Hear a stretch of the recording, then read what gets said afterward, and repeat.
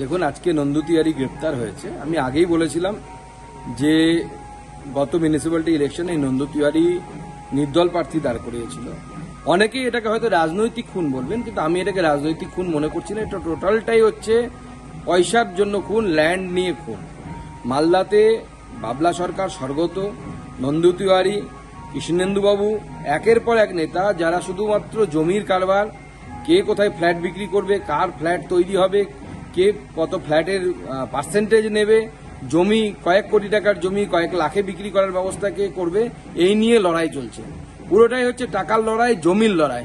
এবং যে সমস্ত নেতাদের নাম বললাম তাদের নামে এবং বেনামে কোটি কোটি টাকার সম্পত্তি করেছেন তারা শুধুমাত্র এই ফ্ল্যাট আর জমির ব্যবসা করে।